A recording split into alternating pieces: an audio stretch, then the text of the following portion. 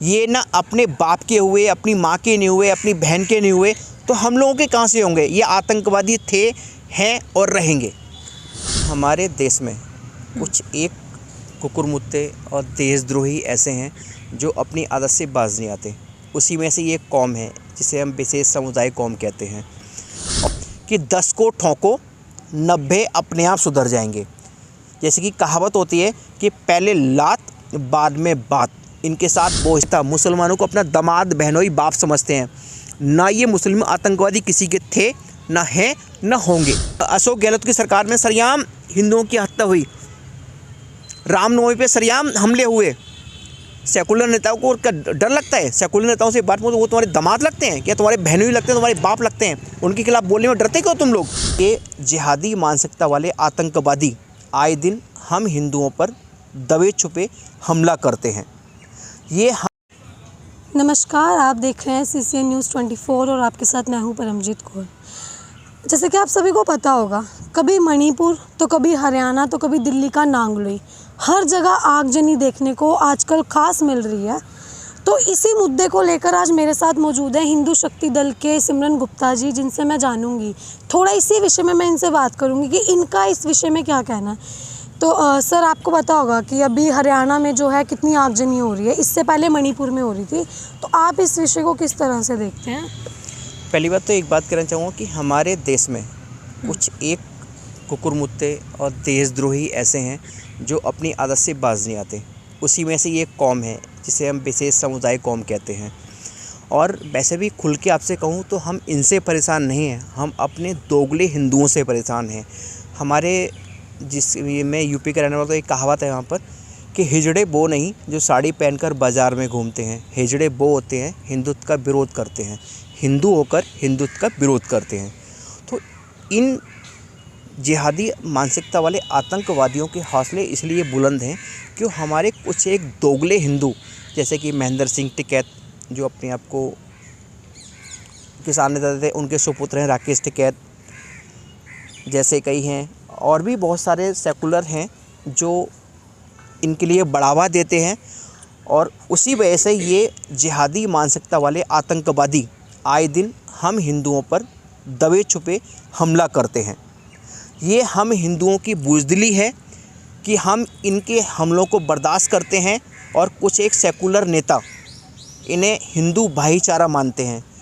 ये हम तो चारा बन जाते हैं, ये भाई बन के हमें चारा बना के हमारा कत्लेआम करते हैं। तो ऐसे लोगों का एक ही इलाज है कि 10 को ठोको 90 अपने आप सुधर जाएंगे। जैसे कि कहावत होती है कि पहले लात बाद में बात।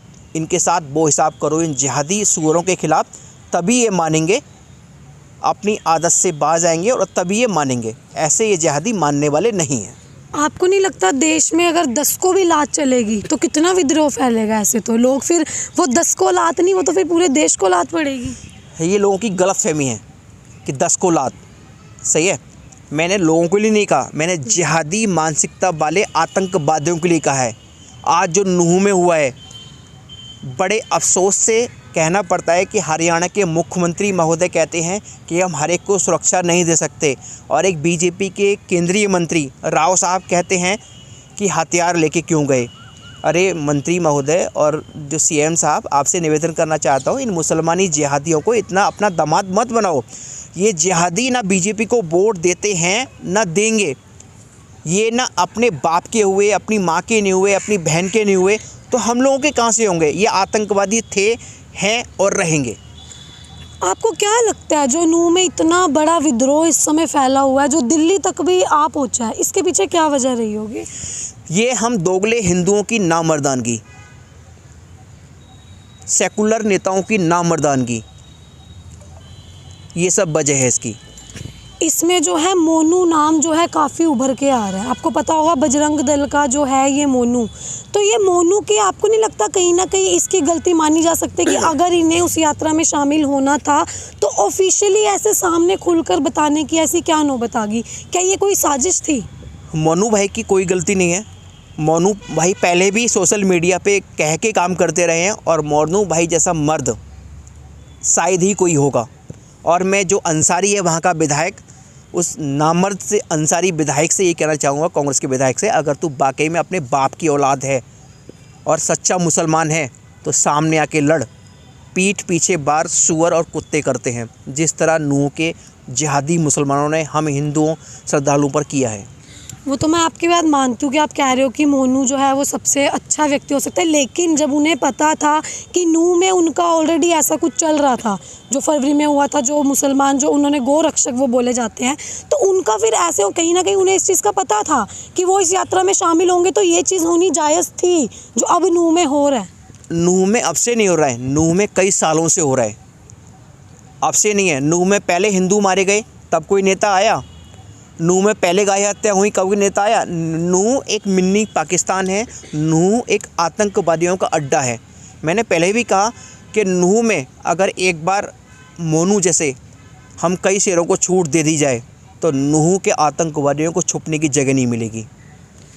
नूह के जो व्यक्ति हैं उनका ये कहना है कि हमारी इस जगह से पहले भी कई यात्राएं निकली हैं, हमें कोई आपत्ति नहीं है, लेकिन इस यात्रा में मोनू जो है वो शामिल था, उसी वजह से उन्होंने इतना विद्रोह वहाँ पे भड़काया।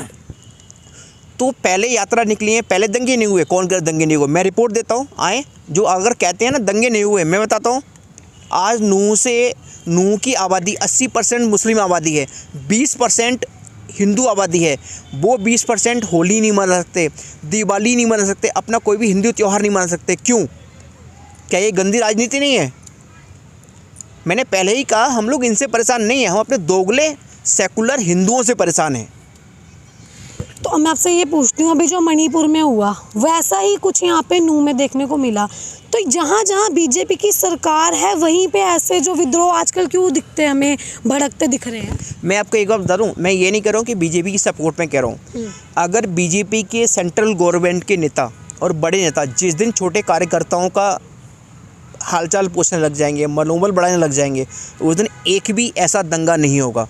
आजकल बीजेपी के नेताओं को रावण से ज़्यादा घमंड है, और जब रावण का घमंड नहीं रहा तो बीजेपी के नेताओं का भी घमंड टूट जाएगा। मोदी जी, अमित शाह जी, योगी जी अकेले कुछ नहीं कर सकते, जितना हो पा रहा है उतने तीनों लोग कर रहे हैं। जो इन तीनों ने कर दिया वो शायद ही कोई देश का नेता कर पाएगा। और रही बात मणिपुर की, तो मणिपुर में आपको शायद पता होगा जिस लड़की को हत्या हुई है वहाँ पे, उस लड़की की दिल्ली में हत्या हुई थी। उस लड़की को वहाँ ले जाया गया, उसे झूठ वीडियो बना के, जो कि 3-4 महीने पहले उसकी हत्या हुई है, उसे अब वायरल क्यों किया? जिसने वायरल किया उसके खिलाफ कार्रवाई क्यों हुई है? सीबीआई ने की है, उसे अरेस्ट किया है। ये सब कांग्रेस के नेताओं की और सेकुलर नेताओं की एक रचा हुआ षड्यंत्र है, मोदी जी को और अमित शाह जी को और महाराज जी को बदनाम करने की। और चिंता मत करो, उन सेकुलर नेताओं से एक बात कहना चाहता हूँ, जो तुम देश में रह के देश के खिलाफ काम कर रहे हो, एक हिंदूवादी सरकार के खिलाफ काम कर रहे हो, इतने दिन बुरे नहीं हैं। किसी ने कहा है कि दिन कुत्ते के भी होते हैं, तो दिन तुम्हारे फिरने वाले हैं बहुत जल्दी। तुम्हारा इंतजाम भी 2024 में हो जाएगा। और जैसे कि इंडिया नाम का एक संगठन बना है, इंडिया का सपोर्ट करते हैं, मगर इंडिया नाम के संगठन में शायद एक संगठन और भी है, मुस्लिम लीग, जिसने केरल में एक रैली की थी। उसमें कहा था कि हिंदुओं के मंदिर पे हिंदुओं की डेड बॉडी को काट के चढ़ाया जाएगा, उन्हें फांसी दी जाएगी। तब कोई सेकुलर नेता के मुंह में दही जम के तब नहीं बोलते ये लोग? तब वो क्यों नहीं बोलते?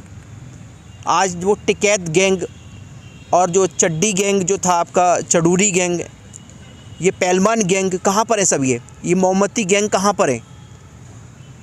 जब केरल में खुलेआम उनकी न्यूज़ चली है, खुलेआम वीडियो हुई है, उसके बारे में किसी की बोलने की हिम्मत नहीं है। ममता बनर्जी है बंगाल की मुख्यमंत्री, वहाँ इतने सरेआम हिंदू बहनों की इज्जत लूटी जा रही है, हिंदुओं की हत्या हो रही है, बोलने में डर लगता है ममता से आपको? बिहार में नीतीश कुमार की, उसमें सरेआम हिंदुओं की हत्या हो रही है, डर लगता है नीतीश कुमार से आपको? कई देश ऐसे हैं जहाँ बीजेपी की गवर्नमेंट नहीं है, वहाँ सरेआम हिंदुओं की हत्या होती है। अभी राजस्थान में अशोक गहलोत की सरकार में सरेआम हिंदुओं की हत्या हुई, रामनवमी पे सरेआम हमले हुए। सेकुलर नेताओं को डर लगता है? सेकुलर नेताओं से बात वो तुम्हारे दामाद लगते हैं क्या? तुम्हारे बहनों ही लगते हैं, तुम्हारे बाप लगते हैं? उनके खिलाफ बोलने में डरते क्यों तुम लोग? और एक बात आपको बताना चाहूँ, जो सेकुलर नेता मुसलमानों को अपना दामाद, बहनोई, बाप समझते हैं, ना ये मुस्लिम आतंकवादी किसी के थे, ना हैं, ना होंगे। ये आतंकवादी थे, हैं और रहेंगे।